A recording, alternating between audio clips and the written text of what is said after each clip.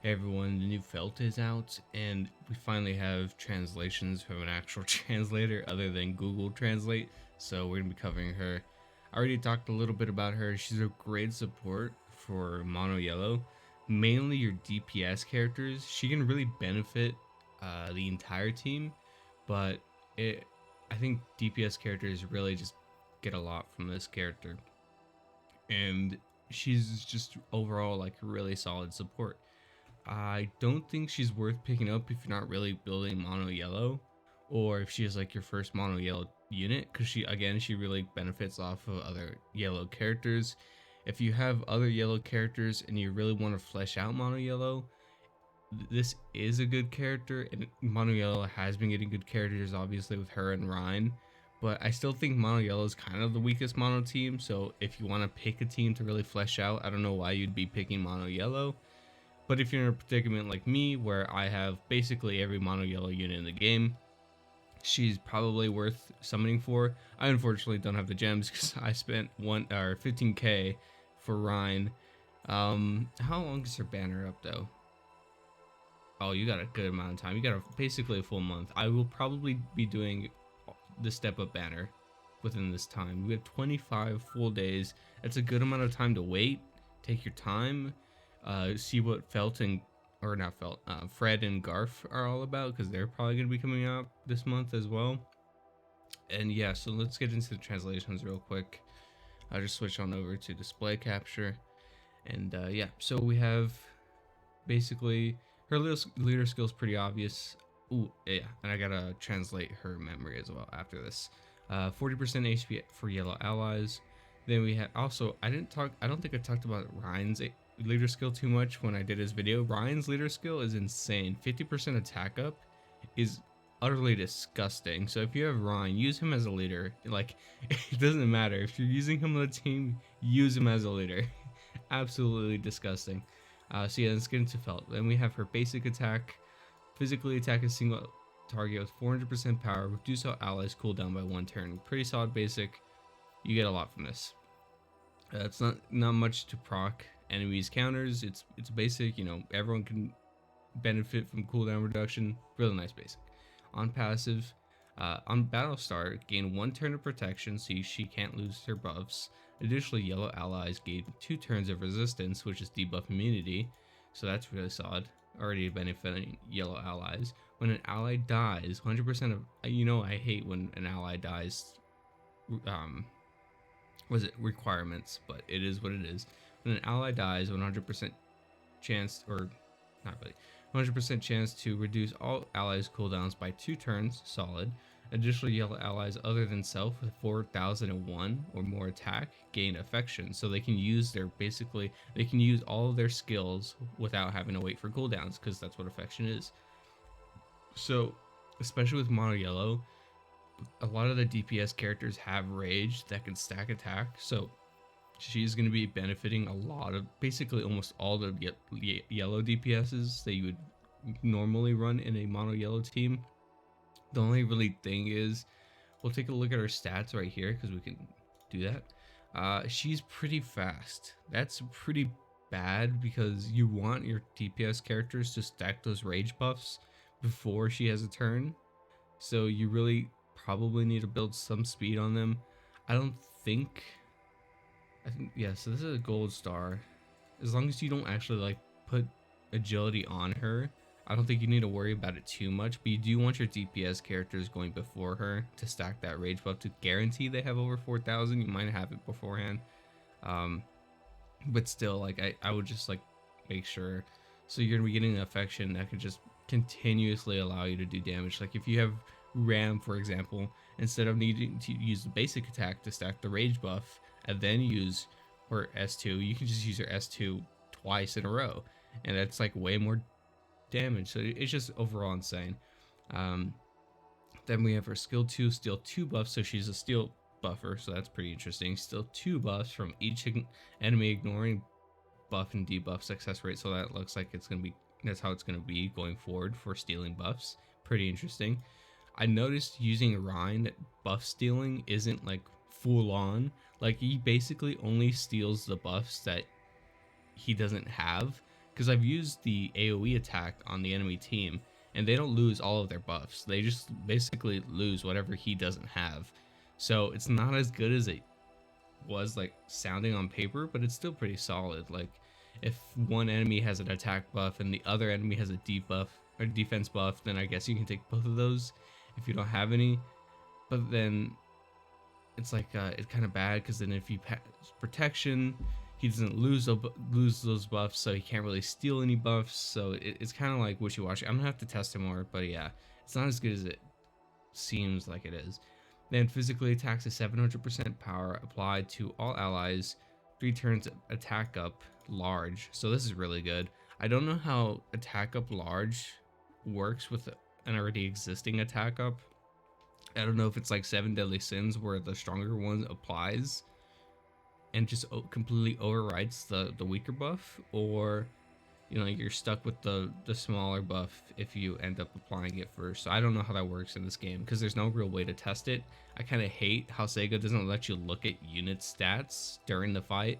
The only time you can do that in the game is during all-out war events, and that's an auto, so you can't really have too much control there. So it's really hard to test stuff like this, and I wish Sega wouldn't do that. But it's a lot easier with the icons, you know, that they added in the game that indicate large and small. But I don't know, we'll have to wait and see. And then additionally, yellow allies accept self with 4001 or more, again 2 turn cooldown reduction, so that's nice. A lot of cooldown for the team, which is really good, but if you just get that passive going with the affection, then it's not really that big of a deal. So it's kind of counterintuitive, but it's still really nice. 1 turn of protection and 100% action gauge. So this part is really nice, because not only are you getting 2 turns of cooldown, you're getting protection, and you're getting 100% of action gauge. Protection can be hit or miss, again, because if you're stealing buffs with Rhine, he's never going to lose the buff, so he can't really steal anything from the enemies, so it kind of just makes that useless part of him. So it is what it is. I can see this probably being really good for Ram, if anything.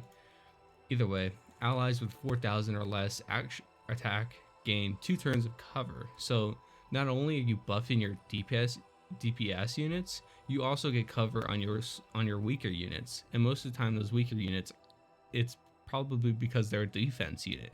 So I know my Xion is going to be under the 4,000 attack sort of radius, and whenever she doesn't have cover, I can go ahead and use this and give her basically cover automatically.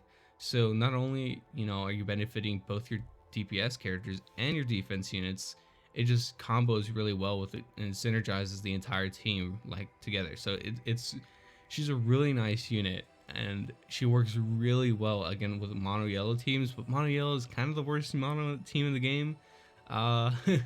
It's been a while since we've seen some solid green units. Like we had that batch come out really quick and they just went ahead and leave, but I still think that batch is really solid, although it could be debatable that they might be the worst in the game, because I still think blue is really strong. Like we haven't seen any blue in a while, except for the Memory Snow Ram, but I still think blue is, again, just really strong. It could be neck and neck for mono yellow and mono green. Trying to think. Mono purple kind of sucks too, to be honest. They kind of shafted mono purple with Betty and Puck. I really hate those units, both of them. Others might find like some ways to use them, but I just hate it. But yeah, either way, mono yellow is getting better, and it's a really solid pickup if you want to run mono yellow. I don't think she's anything to like switch up the game, switch up the meta, but overall, she's a pretty cool unit. I think she has one of the cutest arts and animations in the game for sure. Her bonus stats would be 10% defense, 30% HP, pretty solid, you know, 20k HP and 1500 defense, really nice. Although again, if you're facing mirror matches, be aware of those Rhines. They can always ignore defense. That's just Rhine for you. So I guess having her in combo with Xion would be really well. Someone asked me, you know, I'm running Bright Amelia, Xion, and Festival Rhine. Should I pick her up? I think you really shouldn't pick up mono units unless you have like a collapsed mono unit on the team, or just like overall. I think in this certain case, the mono units with Ram and Ram, I think you really need those on the team to fully build a mono yellow team, because they work really well together. Obviously, there's core staples. Bride Amelia is really good. She's like one of the best units in the game, still support wise, but she's not really a mono unit, and you only have 4 slots most of the time. You really want to make those 4 slots count. So instead of missing some generic character like that, you really need like a mono unit specific to the color that you're using most of the time. So yeah, it's tight. You know, it depends on the count, depends on if you like the character or not. Like if you felt simp, obviously just go for it, have fun with it. But if you really like want to know if this is a solid pickup or not, you got to look at your box, look at who you need, what you want to do with the character, what you want to do with your account. And there's a lot of factors into it. It's gotten a lot more complicated than it was back in the day when you see a good unit, you just summon right away. Now you have to take into fact like how many of the same typing you have. Can anyone in that typing take advantage? Like obviously I got 20 years later Betty in the previous summoning video with Festival Rhine. I can't even use her because I have no good red units to take advantage with her because she's such a good defensive character. None of my offensive red units can take advantage of it, so she's kind of just sitting there, which is unfortunate. So you have to like take things into consideration, and it is what it is. If you've never seen Step Up Banner in your life, this is kind of the default 4.5k gems. You get 1/2 off multi. I believe this might be like a 5 character multi, not too sure, it's been a while. Then we have the 3 normal multis basically, but you get fragments at the end. And then at the very end, you have an increased chance of getting felt, as well as a guaranteed memory of hers. We're going to take a look at the memory really quick.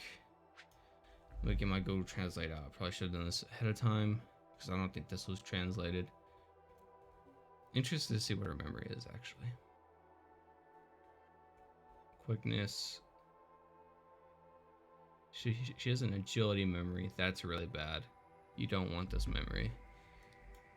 I think it is a MAID memory. It has 2 passives. That's kind of nutty. Okay, cooldowns reduced by 1 turn at the start of battle. Recovers 15% of your own HP when attacked. I like the HP aspect of it, but that's Awakening 5. Cooldowns is fine, but I mean cooldowns is pretty nice. I've never seen this on a memory. I don't think I have. That's pretty nice actually. But I don't really like the agility because again, you want your DPS characters going first. So I'd probably not put this memory on her, find something else. But yeah, that's gonna do it for the video. Again, these Shoji summons are getting a lot more complicated. If you don't want to build mono yellow, then don't summon. That's pretty much the gist of it. I'll see you guys next time. Later.